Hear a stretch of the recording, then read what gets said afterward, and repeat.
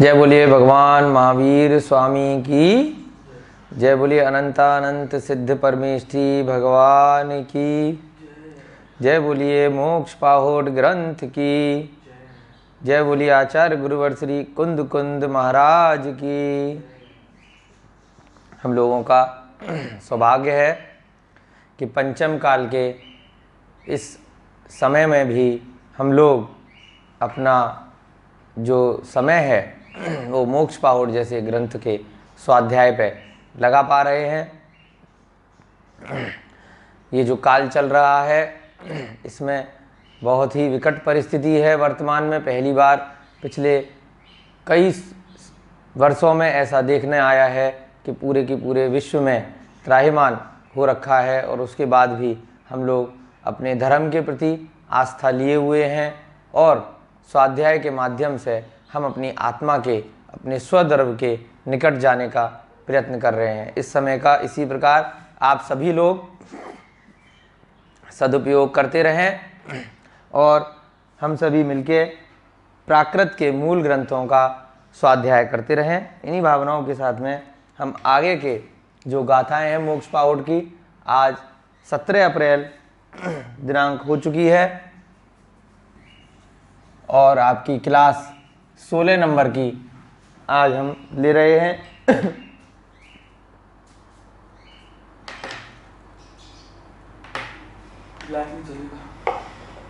ये वाले में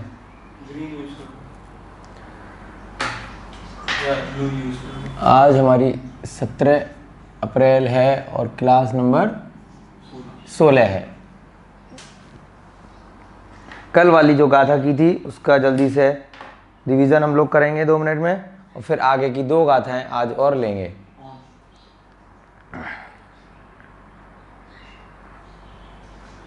बड़ी प्रेरणा मिलती है आप लोगों को बताते हैं जब लोगों के हमारे पास फ़ोन आते हैं, जो लोग YouTube के माध्यम से प्राकृत सीख रहे हैं और हमारे को मैसेज करके, व्हाट्सएप करके या फ़ोन करके या ईमेल करके या YouTube में जो नीचे कमेंट सेक्शन है वहाँ लिख के बताते हैं कि उन्होंने क्या पढ़ा और अपनी क्वेरीज भी भेजते हैं।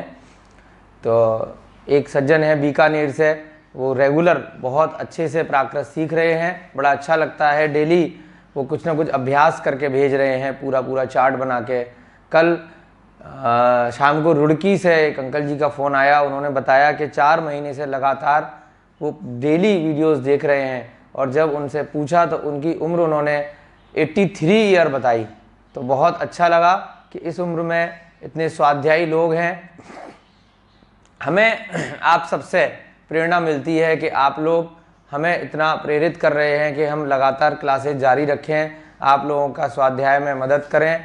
और आप लोग तो हमसे भी ज़्यादा बड़े हैं, विद्वान हैं, ज्ञानी हैं, मेहनती हैं। बस आपके माध्यम से हमारा स्वाध्याय हो रहा है और हमारे माध्यम से आपका, तो दोनों एक दूसरे के लिए निमित्त मात्र बन रहे हैं। ज्ञान की कोई सीमा नहीं है। आप लोग भी अपने आसपास इसी प्रकार से जो भी चीज़ सीख रहे हैं, खुद से प्राकृत पढ़ के अपने घर में, परिवार में, बच्चों में, बड़ों में जो भी आपको मिले उसको, इन सूत्रों को, ग्रंथों को, जो भी आपने इनसे सीखा उसको आपको उन्हें अपने शब्दों में एक्सप्लेन करना है और जितना संभव हो सके यथासंभव अपने जीवन में ये जो सूत्रों में बात बताई जा रही हैं उसको उतारने का प्रयास भी करना है। अपने आचरण में भी वो सारी बातें अपने व्यवहार में ज़रूर लेके आनी है, तभी हमारा भी कल्याण संभव है। सिर्फ पढ़ने से, याद करने से, ज्ञानी बनने से हमारा कोई भला होने वाला नहीं है। जितना हमने जिन ग्रंथों का, आचार्य महाराज की वाणी का, भगवान अरिहंत देव ने जो बातें बताई हैं, हमें उनको अपना आत्मसार करना है, हमें अपने आचरण में उतारना है, तभी उसका हमारी आत्मा को कुछ फ़ायदा मिलेगा। पहले सीखना तो है ही है, उसके बाद हमें उसे अमल में लाना भी बहुत ज़रूरी है। तो आप सभी इसी प्रकार से हमें प्रेरणा देते रहें। तो इसलिए हमारा लगा कि हम आपको बताते हैं कि कितने सारे लोग यहाँ ऑनलाइन क्लासेस देख रहे हैं, सीख रहे हैं, तो बहुत अच्छी बात है। तो इसी प्रकार से आप आगे भी लोगों को स्वयं भी प्रेरित करते रहें। अब कल वाली गाथा को हम रिवाइज करते हैं। मिच्छत्तम अन्नाणम पावम पूर्णम चएवित विहेड़ मोड़व एड़ जोई जोयथो जोये अप्पा। मिच्छत्तम माने बताया था मिथ्यात, अणाण बताया था अज्ञान, पाव बोलते हैं पाप को, पुण्य बोलते हैं पुण्य को, चयेवी माने होता है छोड़कर, तिविहेड़ होता है 3 प्रकार से। अब 3 प्रकार से का मतलब मन वचन काय के योग को 3 प्रकार बोलते हैं। मोड़व एड़ यानी कि मौन पूर्वक, जोई माने योगी, जो यथो यानी कि योग में स्थित होकर, जो यथो माने योग या ध्यान में स्थित होकर, जो ये माने प्रकाशित करता है, ज्योति प्रदान करता है, अप्पा माने आत्मा, यानी कि योगी क्या करता है, अगर उसको अपनी आत्मा को प्रकाशित करने से मतलब है अपनी आत्मा को परमात्मा में बदलना है, तो उसको क्या करना पड़ेगा, मिथ्यात्व को त्यागना पड़ेगा, अज्ञान को त्यागना पड़ेगा, पाप और पुण्य दोनों को त्यागना पड़ेगा। पहले तो पाप को त्यागेगा, तो बाद में जाके जब वो भगवान बनने की श्रेणी में आएगा तो पुण्य तो अपने आप ही त्याज्य हो जाता है। उनको तीनों प्रकार से, मन से भी त्यागना है, वचन से भी त्यागना है और अपने शरीर यानी काया से भी त्यागना है। कैसे, मौन पूर्वक ध्यान में, योग मुद्रा में उसको लीन रहना है, किसी से ज़्यादा बातचीत नहीं करनी है। इसी को आज की समय में बहुत सारे लोग मेडिटेशन बोल देते हैं, लेकिन मेडिटेशन में भी क्या हो रहा है कि हम सांसारिक सुखों की आकांक्षा करते हैं, मन की शांति की बात करते हैं। धीरे धीरे अभ्यास के साथ में जब आप जिन ग्रंथों का अभ्यास करते हैं, अध्ययन करते हैं, स्वाध्याय करते हैं, मनन करते हैं, फिर उसको ध्यान में चिंतन करते हैं, तो वो सम्यक दर्शन के साथ ध्यान बताया गया है। तो ऐसा ध्यान करना है। हम अगर मेडिटेशन या ध्यान करते हैं तो उस समय हमें अपनी आत्मा का ध्यान करना है, ना कि संसार के सुखों की आकांक्षा का ध्यान करना है। वो मिथ्यात्व का ध्यान हो जाएगा अगर सांसारिक सुखों की आकांक्षा का हम करेंगे। और यदि अपना आत्मा का ध्यान करेंगे, मोक्ष प्राप्ति के लिए उपक्रम करेंगे, तब वो कौन सा ध्यान कहलाएगा, वो सम्यक दर्शन के साथ ध्यान कहलाएगा, वो ज्ञान रूपी आपका ध्यान कहलाएगा। तो इस प्रकार से अगर अरिहंत बनना है तो क्या करना होगा, आपको मिथ्यात्व का त्याग करना होगा, आपको सम्यक्त की प्राप्ति करनी होगी। अब ये सम्यक्त की प्राप्ति कैसे होगी, बिना स्वाध्याय के, बिना सही सही बातों को जो जिनेंद्र भगवान ने बताई हैं उनको जाने। आप कैसे कर सकते हैं, तो इसीलिए आपको जिन ग्रंथों का, प्राकृत के मूल ग्रंथों का स्वाध्याय नितांत आवश्यक है। और जिन लोगों की स्वाध्याय में रुचि लग जाती है तो वो फिर जितनी भी सांसारिक क्रियाकलाप हैं, सांसारिक बातें हैं, सांसारिक पुस्तकें हैं, उनसे रुचि उनकी हट जाती है। दुनिया में, जगत में, आसपास क्या हो रहा है उनको फिर उससे कोई मतलब नहीं रह जाता है। तो वही हमें करने का प्रयास करना है।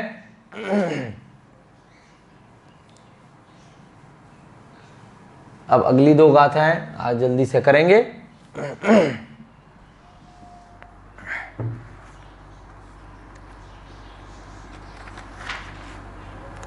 28 गाथाएं हो गई थी।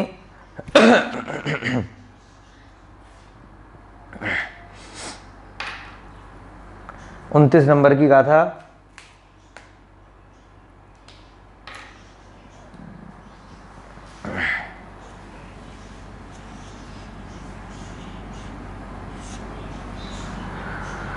जम मया, बहुत ही सुंदर गाथा है, बहुत ही सुंदर इसका भाव है।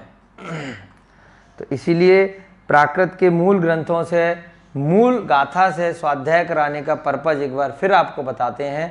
कई जगह, कई ग्रंथों की आपको बड़े बड़े आचार्य, बड़े बड़े जो शास्त्री हैं, पंडित हैं और विद्वान हैं, उनके द्वारा लिखी गई टीकाएं आपको मिलेंगी। 2 लाइन की गाथा होती है, उसकी एक्सप्लेनेशन होती है, सीधे भावार्थ होता है, और उसके बाद कई बार तो कई पेज में उसका भावार्थ, उसकी एक्सप्लेनेशन, अन्य जगह से जो भी उन गुरुजनों का, उन शास्त्री जी का या पंडितों का या आचार्यों का, मुनियों का, जिन्होंने भी वो ग्रंथ टीकाएं लिखी हैं, उनका अपना ज्ञान होता है, उसके हिसाब से वो उसकी टीकाएं लिखी होती हैं।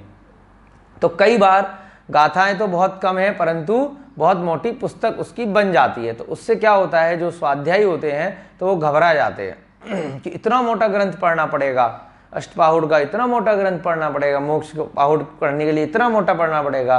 तो उसके लिए सरल भाषा में करने के लिए कि आप सीधे सीधे गाथा का शब्दार्थ करें और उसका बस लाइन पूरा करें, भावार्थ बनाएं। उसके बाद जो एक्सप्लेनेशन है उसकी, वो आप अपने ज्ञान से, जो भी आपका अनुभव है, आपने जितना स्वाध्याय पहले से किया हुआ है, उसके हिसाब से आप उसकी एक्सप्लेनेशन स्वयं लगा सकते हैं। तो इसीलिए यहाँ जो क्लास की जा रही है उसका मेन मकसद यही है कि ज़्यादा हम उसकी टीकाओं में न जाएं, मूल शब्दों की बात करें जो आचार्य गुरुवर ने लिखी हैं। तो इस श्रृंखला में हम बहुत बहुत धन्यवाद करना चाह रहे हैं श्रीमती शकुंतला जैन जी का और डॉक्टर कमल चंद सोगाणी जी का, जिन्होंने अपभ्रंश साहित्य अकादमी के माध्यम से स्वाध्यायी जीवों के लिए ये श्रृंखला निकाली है।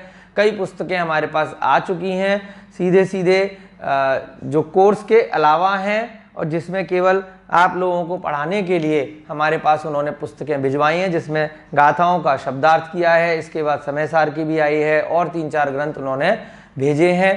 तो बहुत ही उनका आभार हम लोग व्यक्त करते हैं, जिससे कि आप बहुत आसानी से सीधे सीधे गाथाओं का मतलब निकाल सकें। तो ये बात इसलिए बता रहे हैं क्योंकि अभी जो गाथा आने वाली है उसकी अगर एक्सप्लेनेशन करने बैठेंगे तो हो सकता है एक पूरी की पूरी पुस्तक की रचना हो जाए। लेकिन हमें क्या करना है, उसका मूल जो है उसको समझना है और उससे भाव आप अपने आप स्वयं लगा सकते हैं कि कितनी सुंदर गाथा यहाँ पर लिखी है। जम मया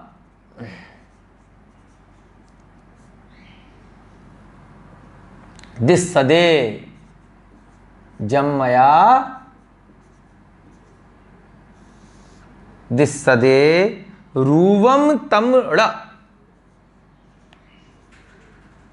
रूवम तम ड़, जाड़ादि सव्हा, जाड़ादि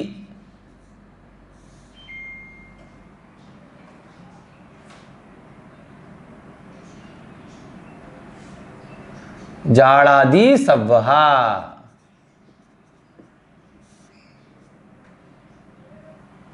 जाड़गम दिस्सदे, जाड़गम दिस्सदे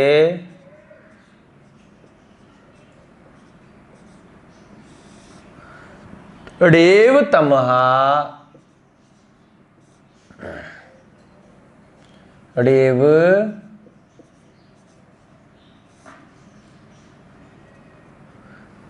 तमहा,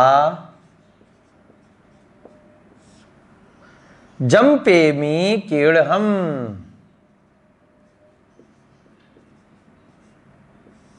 जंपेमी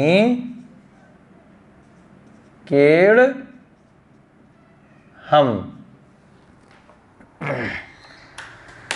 देखिए एक बार सब लोग मिलके बोलेंगे। जम्मया दिस्सदे रूवम तमड़ जाड़ादि सव्हा, जाड़गम दिस्सदेड़ेव तमहा जंपेमी केड़हम। जम मया दिस्सदे रूवम, यहाँ पे रूपे बड़े ऊ की मात्रा है, गोला लगाया है, ध्यान दीजिएगा। तम ड़ जाड़ादि सव्हा, जाड़गम दिस्सदेड़ेव तमहा जंपेमी केड़हम। अब इसका अर्थ देखेंगे एक एक शब्द का और फिर इसको एक्सप्लेन करेंगे।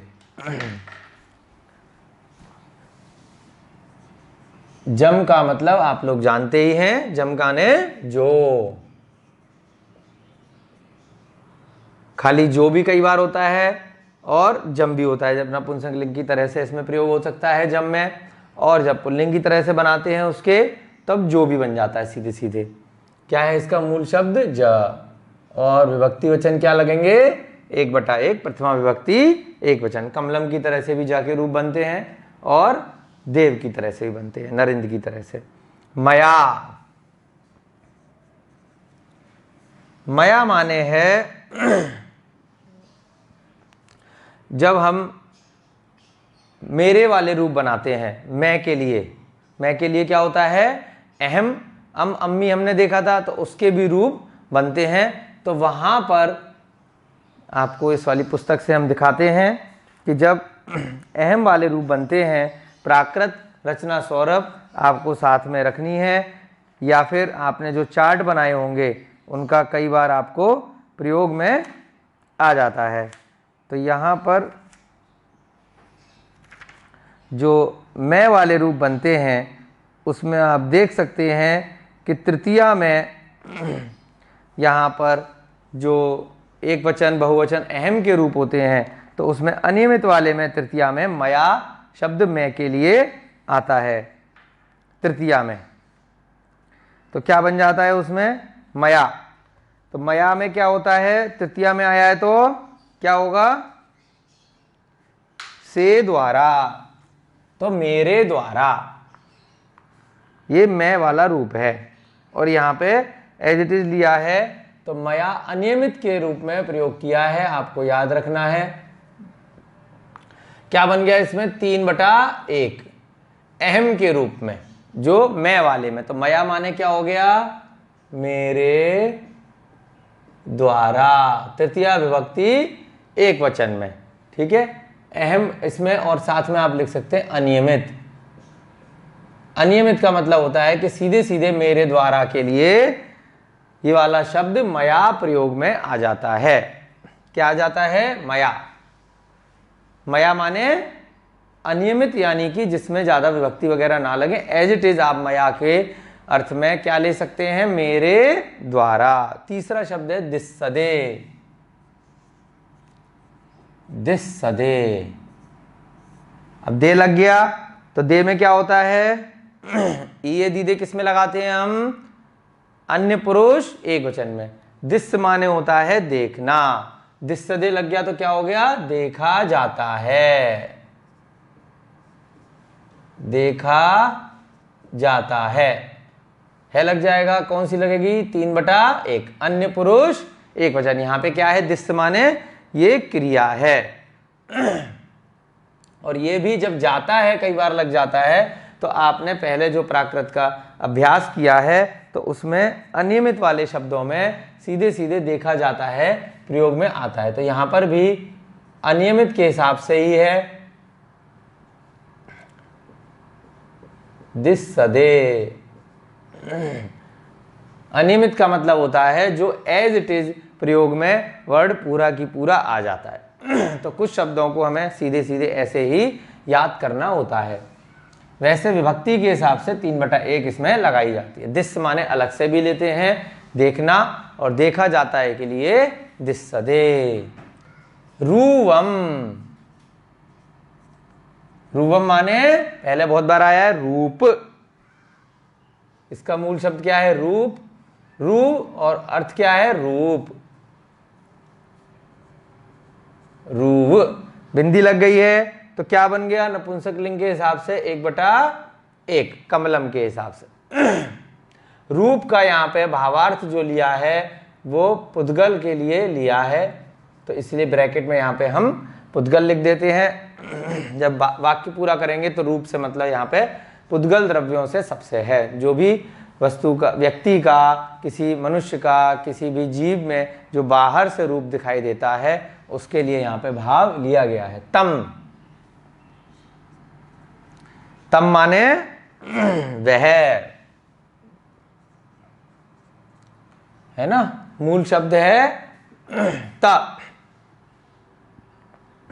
उससे नपुंसक लिंग के केस में जैसे तम बना देते हैं 1/1 में, और सो बनाते हैं जब पुल्लिंग वाला सेंस में लिया जाता है, तो उस प्रकार से तम का मतलब क्या हो गया, वह।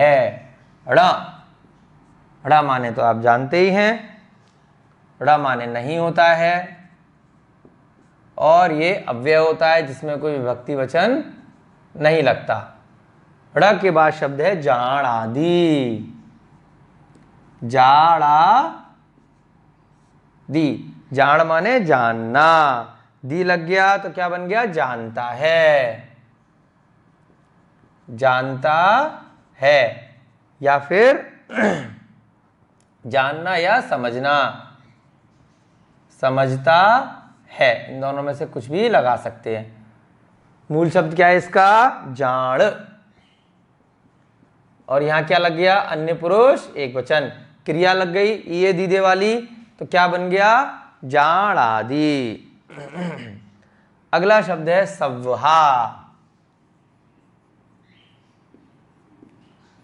सव्व का मतलब अलग से जब लेते हैं तो क्या होता है, कई बार सब, लेकिन यहां पर सव्हा पूरा जो शब्द है ये आप लोगों के लिए एक तरह से नया शब्द है, इसको आपको याद रखना है, बहुत कम प्रयोग में आता है गाथाओं में। सव्हा का मतलब है बिल्कुल। जब कई बार क्या होता है, कई शब्द मिलते जुलते होते हैं, तो इसीलिए थोड़ा सा अपनी जो हमें प्राकृत का ज्ञान है धीरे धीरे अभ्यास के साथ में हमें बढ़ाना है, कहाँ कौन से शब्द का क्या अर्थ लिया जाएगा। तो यहाँ सव्हा का अर्थ लिया है बिल्कुल, ये पूरा एक तरह से अव्यय के रूप में प्रयोग हुआ है ना, सव्हा। कई बार सव्हा का मतलब सभी के लिए भी इस प्रकार से आ जाता है, लेकिन यहाँ पे क्या है, अव्यय की तरह से प्रयोग किया है। सव्हा का मतलब यहाँ क्या लिया है, बिल्कुल। उसके बाद अगला शब्द है जाड़गम। जाड़गम,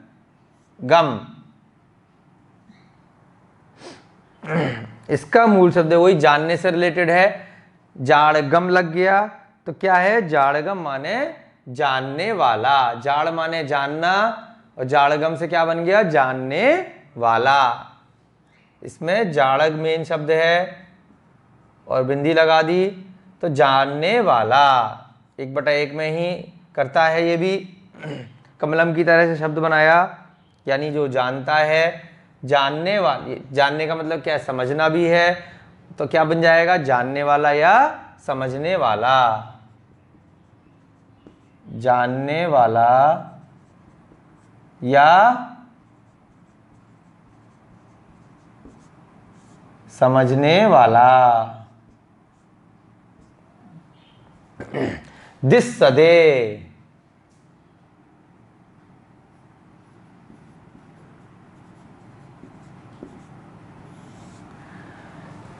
दिस्सदे का मतलब दिस माने होता है देखना, ये दीदे लग गया तो क्या हो गया, ऊपर भी आया है, सेम वर्ड दोबारा रिपीट हुआ है नीचे, देखा जाता है, वही अनियमित की तरह से दिस्सदे।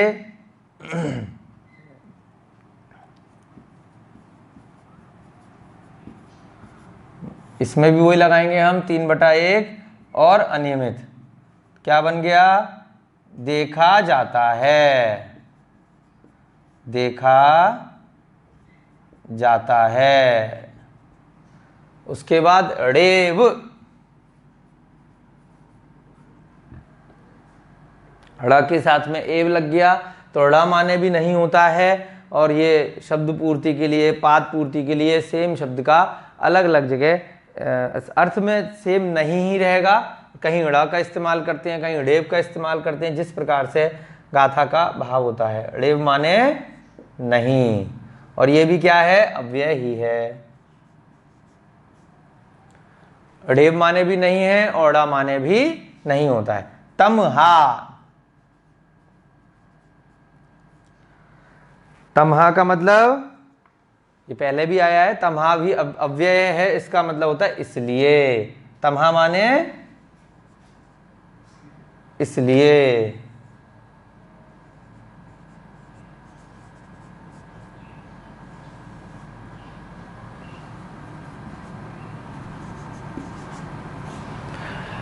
उसके बाद शब्द है जंपेमी, जंपेमी, जपते हैं ना, जैसे कोई चीज जपते हैं, बोलते हैं, जपना या बोलना, उसको जपना या बोलना को क्या बोलते हैं, जंप।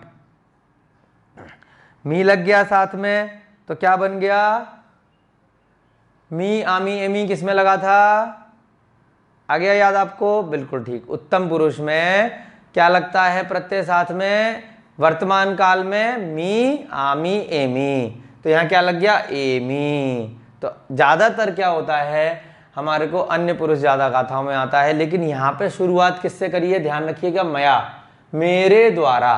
तो इसलिए मया की वजह से उत्तम पुरुष हो गया। उत्तम पुरुष के लिए यहाँ पे इन्होंने एमी लगाया। जंप मूल शब्द है इसमें, और उत्तम पुरुष यहाँ पे क्या लगा है, वर्तमान काल। उत्तम पुरुष ये 1/1 प्रथमा विभक्ति वाला नहीं है, ये कौन सा है, उत्तम पुरुष एक वचन वर्तमान काल। तो क्या बन गया, जंपेमी, यानी कि जपता हूं। जपता हूं का मतलब क्या अर्थ में लेंगे, कोई चीज बोलने के लिए जपना बोलते हैं ना, राम राम जपना। तो जपने का मतलब बोलना, पहले जपना वर्ड होता था प्राकृत में,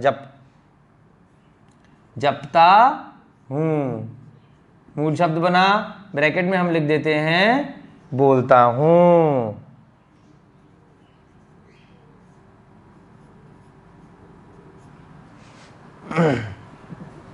फिर है शब्द केड़। केड़ माने होता है, ये किससे बना है, केड़ भी किससे, क शब्द के रूप बनते हैं। का के रूप हैं, अभी हम आपको दिखाते हैं। तो उसमें एड़ लग गया, तृतीय विभक्ति लग गई, तो क्या के लिए का यूज में आता है, 3/1, क्या से बन गया केड़। तो क्या बन गया, किससे, तृतीय विभक्ति में, किसके द्वारा या किससे। दिखाते हैं आपको इस पुस्तक से, आप लोगों ने वैसे चार्ट सारे बना रखे हैं। क के रूप में, का भी इसमें रूप अलग से दिया हुआ है। पहले भी आपको बताया था कि आपको ये देखिए पेज नंबर 204 पे है, जिन लोगों के पास ये वाली पुस्तक है, जिन्होंने कोर्स अच्छे से किया है। नहीं तो हमने पिछली कक्षाओं में जब आपका सर्टिफिकेट कोर्स कराया था, प्राकृत रत्ना सौरभ की पुस्तक के अलग अलग चैप्टर में पेज में डाले हुए हैं। तो क के रूप में तृतीय विभक्ति में यहाँ पे दिया गया है केड़। तृतीय विभक्ति में क्या दिया है, किड़ा यूज हो सकता है, केड़ और केड़म, किसके रूप, का माने कौन। तो कौन से ये सारे रूप बनते हैं, तो क्या बन जाता है यहाँ पे, तृतीय विभक्ति में क के रूप में केड़, यानी किससे। उसके बाद अंतिम शब्द है इस गाथा का हम। हम माने, ये तो आपको याद होना चाहिए, अहम, हम, अम्मी, किसके लिए प्रयोग किया था, मैं के लिए। मूल शब्द क्या होता है इसका, अमह। अमह के जब रूप बनते हैं, जैसे अभी का के रूप में, ऐसी अमह के रूप में अहम, हम, अम्मी, मैं के लिए प्रयोग में आता है। हम माने मैं, और ये भी 1/1 में ही माना जाता है। कर्ता आने वाले में बहुत ही अच्छी गाथा है। इसका अर्थ देखेंगे,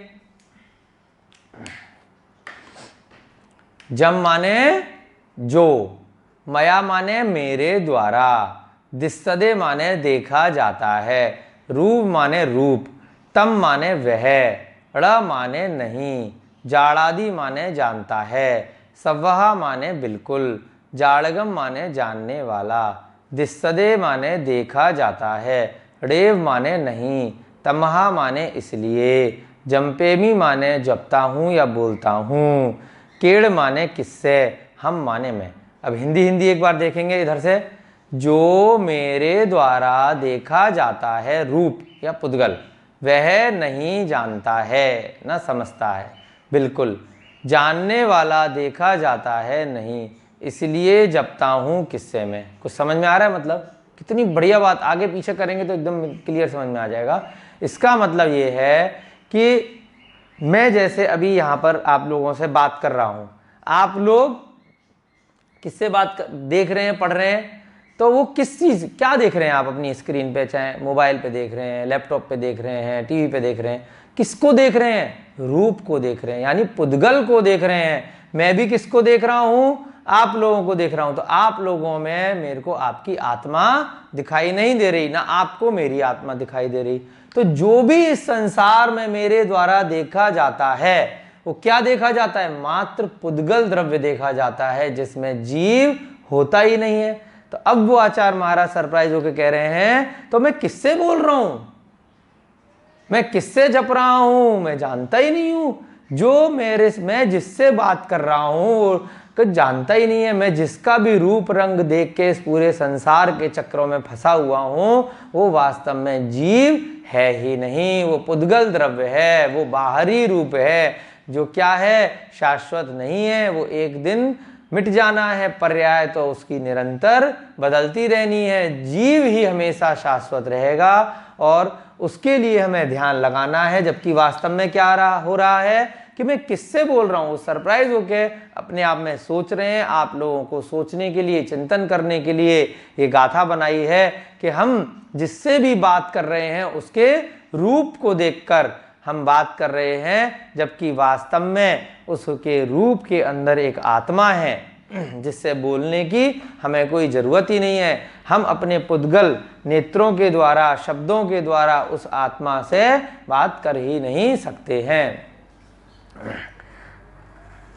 तो इसीलिए बताया इस 2 लाइन में आप चाहें तो कितनी भी एक्सप्लेनेशन कर सकते हैं, आप चाहें तो पूरी एक पुस्तक लिख सकते हैं इसके बारे में, पुद्गल द्रव्य के ऊपर, कि हम यहाँ पर जिससे भी बात कर रहे हैं, जिससे भी समझ रहे हैं, जो भी चीजें देख रहे हैं अपने नेत्रों के द्वारा, हमारे नेत्र भी क्या है, पुद्गल हैं, शरीर भी क्या है, पुद्गल है, आप लोगों का भी जो हम देख पा रहे हैं वो सब क्या है, सब पुद्गल है। तो पुद्गल ही पुद्गल से बात कर रहा है, आत्मा तो इसके अंदर है। जानने और सोचने की शक्ति किसके अंदर है, आत्मा के अंदर है, लेकिन पुद्गल द्रव्य उसमें निमित्त मात्र बन रहा है, लेकिन वास्तव में वो जीव नहीं है। मोक्ष किसको होना है, जीव को होना है, इसलिए पुद्गल समझाना बहुत जरूरी है। अर्थ बहुत ही गंभीर अर्थ है इसका, जो समझ जाएगा तो सम्यकदर्शी है, जो नहीं समझेगा तो कोई दिक्कत नहीं है। जो पुद्गल मेरे द्वारा देखा जाता है, जो रूप या पुद्गल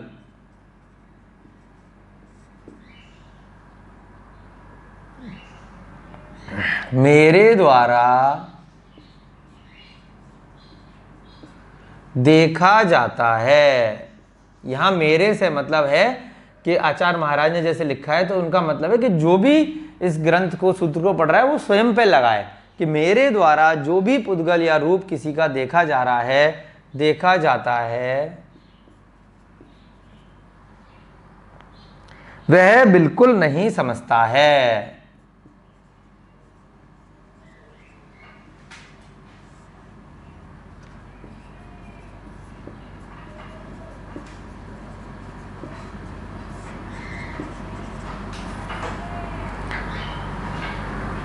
और जो उसमें समझने वाला है वह मेरे द्वारा देखा नहीं जाता, और जो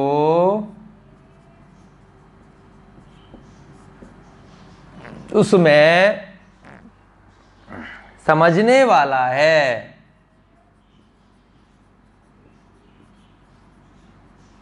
यानी कि जानने वाला, समझना से मतलब क्या है, समझने वाला है या जानने वाला है,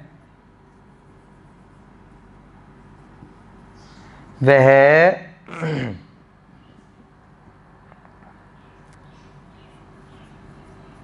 मेरे द्वारा देखा नहीं जाता है।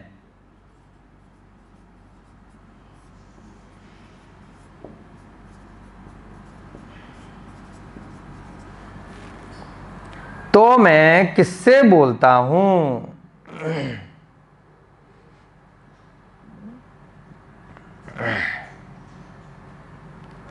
इसलिए मैं किससे बोलता हूं, तो मैं किस लिए बोलता हूं, तो मैं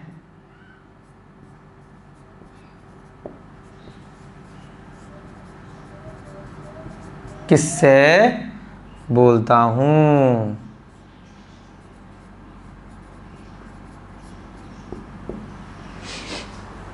इसलिए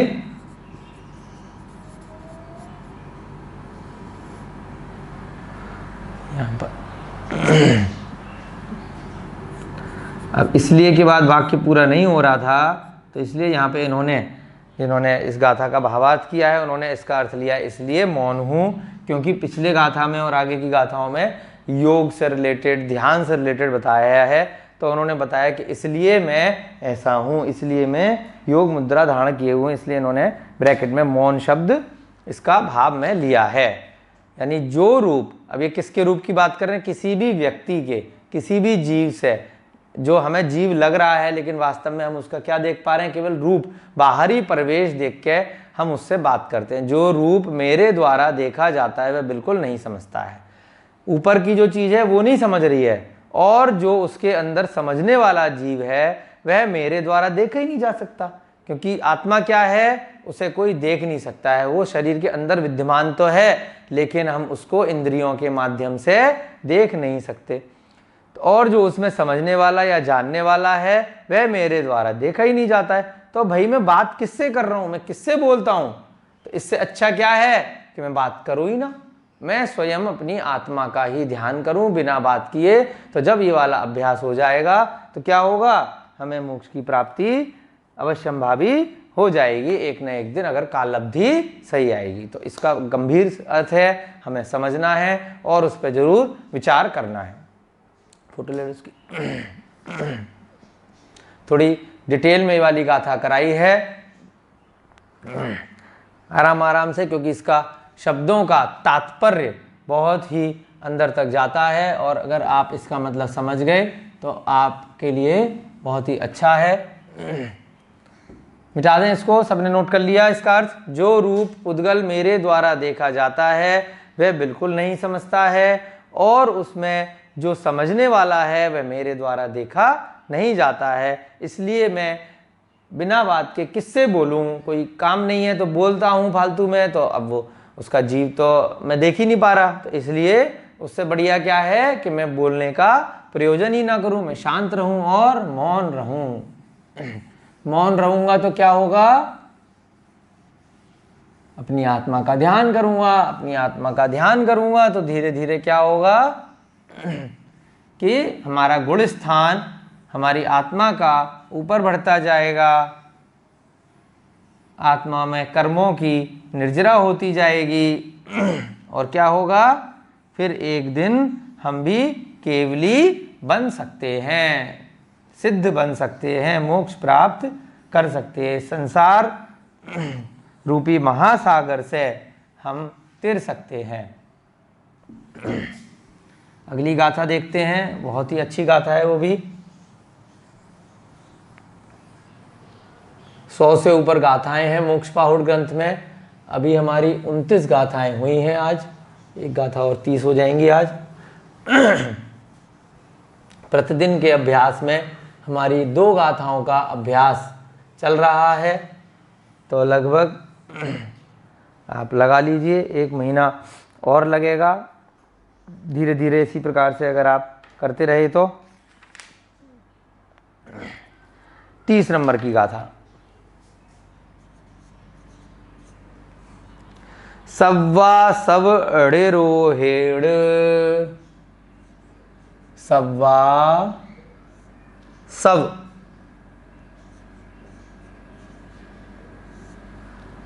रो हेड़। हाँ, सव्वा माने सभी, सव्वा सव अड़ेरो हेड़, एक ही शब्द है पूरा, संधि विच्छेद करेंगे बाद में। कम्मम खवदि संचिदम, कम्मम खवदि संचिदम।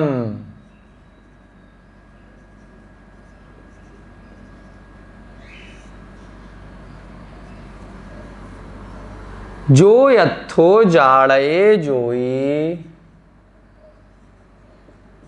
जो यथो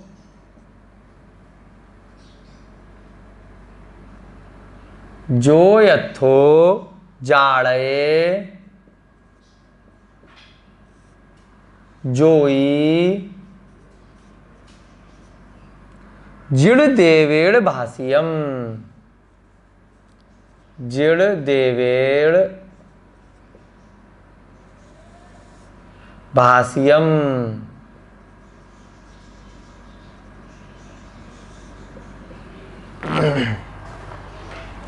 सव्वा सव ऋरो हेड़ कम्मम खवदि संचिदम जो यत्थो जाड़ये जोई जिड़ देवेड़ भाष्यम।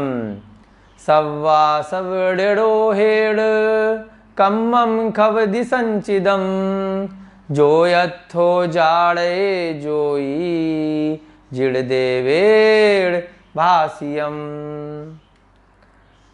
अब इस गाथा का शब्द का अर्थ लेते हैं। पिछली गाथा के कंपैरिजन में इसके शब्दार्थ थोड़े आसान हैं और आप लोगों को बहुत आराम से समझ में आ जाएंगे, ज़्यादा डिफिकल्टी नहीं आएगी। पहला शब्द है इसमें सव्वा सव डेरो हेड़। डेरो हेड़, इसमें बस संधि विच्छेद आपको ध्यान से करना है। सव, दूसरा आसव, फिर एड़ोह। एड़ लग गया तो क्या बन गया? एड़ किसमें लगता है? तृतीया विभक्ति एक वचन देवेड़। ये तो आपको बिल्कुल पक्के से याद हो चुका होगा। तो मतलब से या द्वारा, तृतीया विभक्ति एक वचन। सब माने सब माने क्या होता है? सभी या समस्त, समस्त या सभी। आसव, दूसरा शब्द क्या है इसमें? आसव। आसव माने सभी लोगों ने बहुत बार पढ़ा है तत्वार्थ सूत्र में। 7 तत्वों में कौन कौन से तत्व होते हैं? जीव, अजीव, उसके बाद क्या आता है? आश्रव, यानी कि कर्मों का आना। जीवा जीवाश्रव, तो आश्रव पहले कर्म आते हैं, उसके बाद उनको आने से हम क्या करते हैं?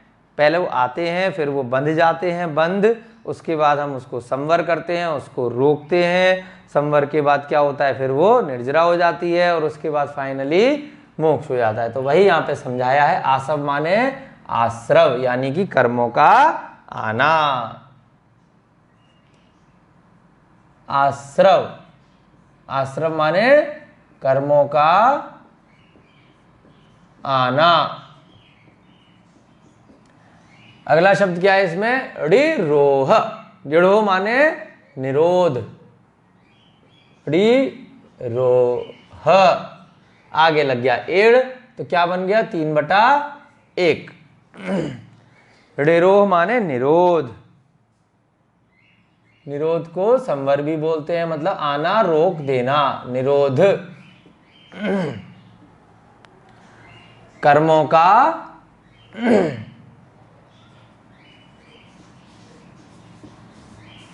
क्या होता है? निरोध का मतलब कर्मों का रोक देना, रुक जाना। ये हमने यहीं पर समझाने की दृष्टि से आपको लिखा है। तीसरी व्यक्ति एक वचन लग गया तो या तो से लगा सकते हैं या क्या लगा सकते हैं? निरोध के कारण, है ना, के कारण, या फिर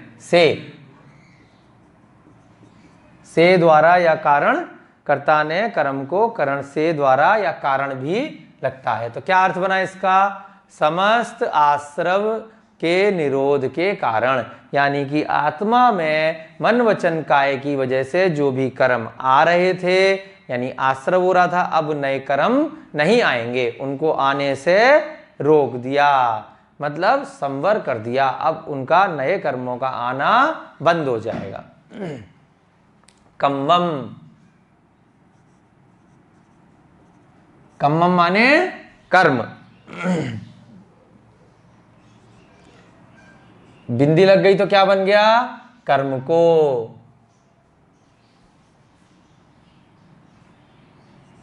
कम्मम, द्वितीय विभक्ति एक वचन, क्या बन गया? मूल शब्द कम, क्या बन गया? कर्म को, कर्ता ने कर्म को। अगला शब्द है खवदी। खव माने क्या होता है? खत्म करना। खव माने प्राकृत का जो खव है खत्म करता है, समाप्त करता है। खव से क्या बना? ये यहां पे क्या है? अन्य पुरुष एक वचन। क्यों? क्योंकि दी लग गया, ये दीदे वाला। खव माने खत्म करता है, खत्म करता है, या दूसरे शब्दों में समाप्त करता है।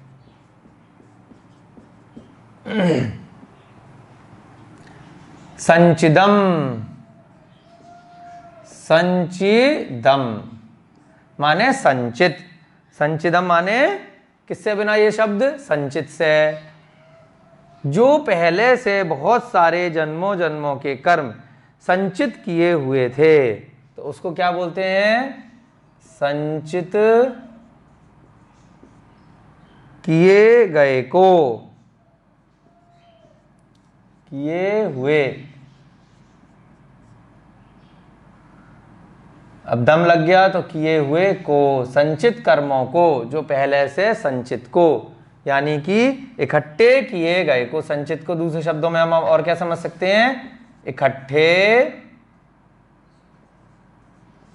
किए हुए को। मूल शब्द क्या है इसका? संचिद।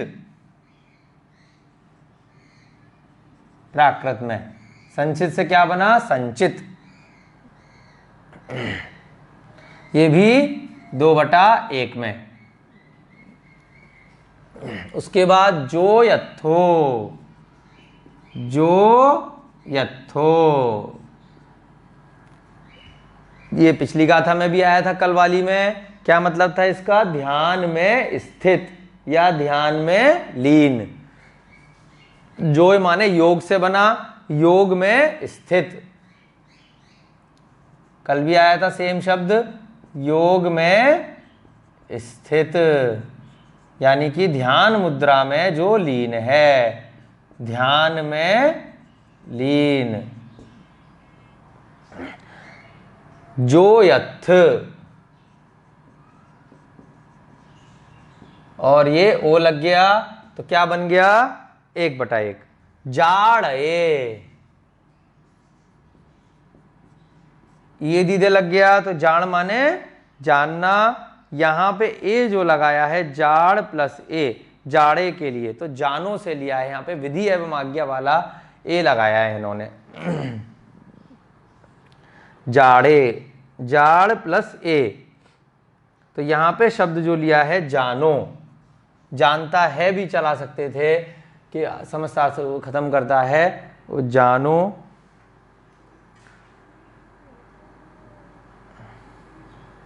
वह जाने, ऐसा अरिहंत द्वारा उसको वह जाने, उसको जानो। जानो के अर्थ में लिया है। यहां पे दोनों तरह से ले सकते हैं। अगर ए अन्य पुरुष वाला लेते हैं तो वो भी चलेगा, और यहाँ पे विधि, अन्य पुरुष तो है ही है, विधि एवं आज्ञा का लिया है, जानता है।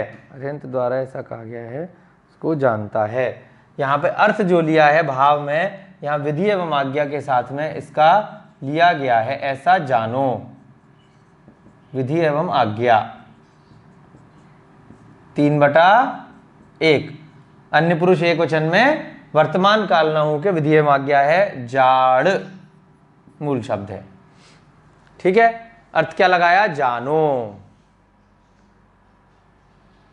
और अगला शब्द है इसमें जोई। जोई तो आपको याद है, कई बार आया है। योगी के लिए बोलते हैं, जो मुनि महाराज हैं, जो ध्यान मुद्रा में है। जोई माने योगी। मूल शब्द क्या है इसका? छोटी की मात्रा है जो ई, और इकारांत वाले में क्या होता है? 1/1 में हरी छोटी की मात्रा का बड़ी की मात्रा हो जाती है, तो क्या बन जाता है? जो ई। पुल्लिंग में जिड़ देवेड़। जिड़ देवेड़, जिन माने जिनेंद्र भगवान, जिनेंद्र देव को क्या बोलते हैं? जिड़ देवेड़। यानी कि जिनेंद्र देव के द्वारा। एड़ लग गया, तृतीया विभक्ति एक वचन, जिनेंद्र देव के द्वारा। यानी कि जिनेंद्र देव का तात्पर्य किससे है? अरिहंत भगवान को ही जिनेंद्र देव बोलते हैं, यानी कि अरिहंत के द्वारा। अरिहंत के द्वारा। मूल शब्द क्या है इसमें? जिड़ देव, एड़ लग गया, तृतीया विभक्ति एक वचन, जिड़ देव, और साथ में तृतीया विभक्ति एक वचन, एड़ लग गया। भासियम, भासियम आपको पहले भी याद है, बहुत बार आया है गाथाओं में। भास माने कहना, और भासियम लग गया तो यहाँ पे भूतकालिक कृदंत लग जाता है, यम लग जाता है, और साथ में क्या बनता है? भासियम। भूतकालिक कृदंत यानी कि कहा गया। भास माने होता है कहना, साथ में यम साथ में जुड़ गया तो क्या बन गया? भूतकालिक कृदंत। और क्या बन गया? कहा गया। कहा गया है या कहा गया, ऐसा जिनेंद्र देव के द्वारा कहा गया है। भास। और जब भी हम भूतकालिक कृदंत लगाते हैं, अम यम तम दम, साथ में क्या होता है? इकारांत पिछली वाली गाथा को, वो पिछला वाला जो शब्द है उसको कर देते हैं, तो क्या बन जाता है? भास से भासियम, भूतकालिक कृदंत।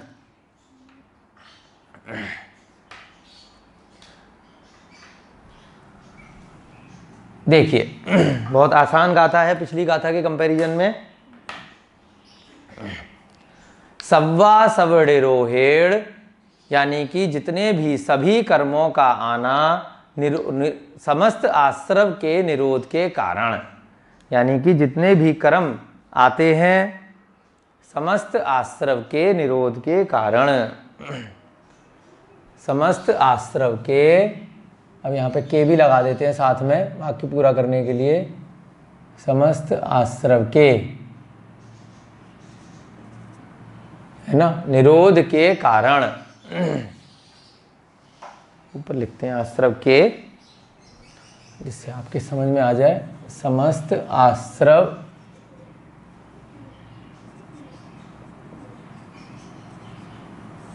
के निरोध के कारण। क्या बना इसका भाव?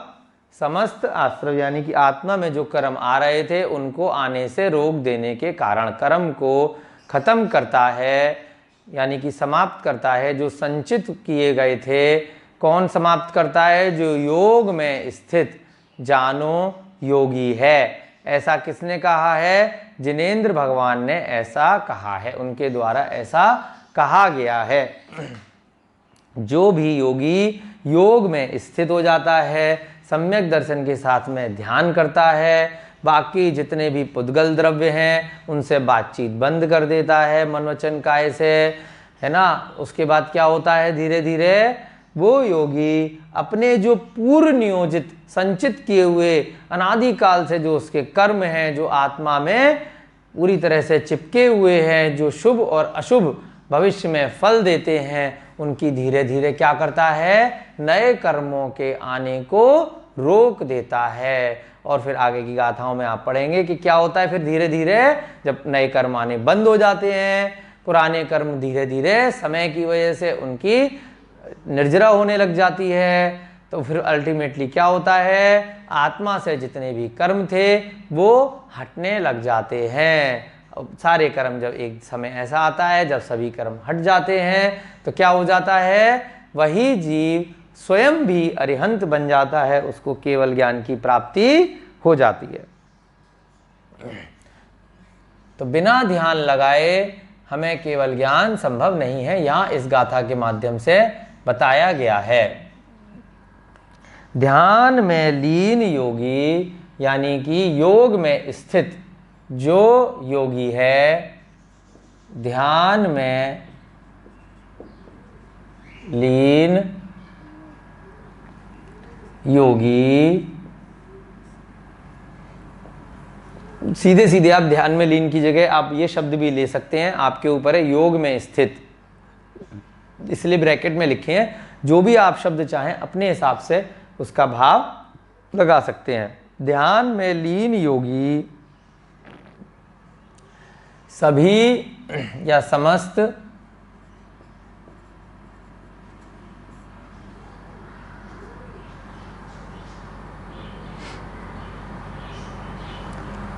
आश्रव के निरोध पूर्व में जितने भी उसके कर्म थे, आश्रव के निरोध के कारण, समस्त आश्रव के निरोध के कारण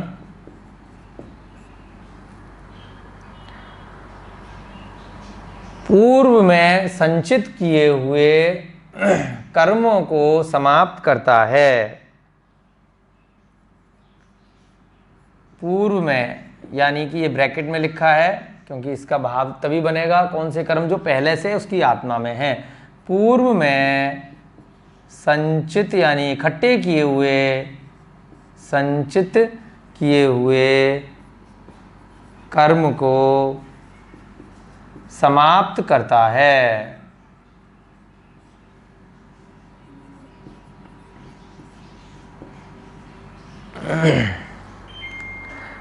अरिहंत द्वारा ऐसा कहा गया है उसको जानो, यानी कि जिनेंद्र देव द्वारा, जिनेंद्र भगवान द्वारा, जिनेंद्र देव द्वारा ऐसा कहा गया है,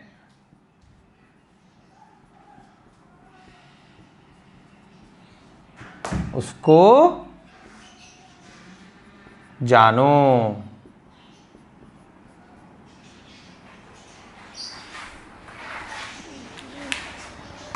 क्या भाव बना इसका?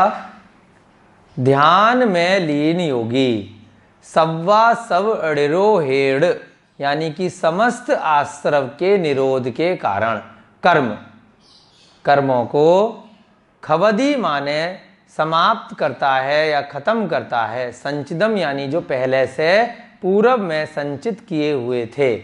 जो यथो जो ध्यान में स्थित है, जो यथो माने जो माने योग, योग में जो स्थित है। जाड़े माने जानो, जोई माने योगी। जिड़ देवेड़ भाष्यम, ऐसा जिनेंद्र देव ने अरिहंत भगवान ने कहा है। तो हमें क्या करना है? हमें अपने पुराने जो पूर्व संचित कर्म हैं, जो बुरे कर्म हमने किए हुए हैं, उनको अगर निर्जरा करनी है, उनको अगर समाप्त करना है, तो हमें समता भाव के साथ में जब हमें ध्यान लगाना है, उसमें हमें किसी भी जीव के प्रति हमें द्वेष भावना नहीं रखनी है। सबके प्रति हमें क्या रखना है? हमें समता रखनी है, हमें प्रेम वात्सल्य रखना है। और उससे हमारा क्या होगा कि हमारे जो पुराने संचित कर्म हैं वो धीरे धीरे करके क्या होते जाएंगे? झड़ते चले जाएंगे। और उसके बाद एक समय ऐसा आएगा जब सारे कर्म खत्म हो जाएंगे, तो हम सब भी एक दिन भगवान बन सकते हैं। इसी शब्दों के साथ में हम आज की गाथा यहाँ पे समाप्त करते हैं। 30 गाथाएं आपकी हो चुकी हैं, कल फिर 2 गाथाएं लेंगे। सभी को जय जिनेंद्र। जय बोलिए भगवान महावीर स्वामी की जय, बोलिए अनंतानंत सिद्ध परमेष्ठी भगवान की जय, बोलिए आचार्य भगवान श्री कुंद कुंद महाराज की जय, बोलिए मोक्ष पाहोड ग्रंथ की जय हो।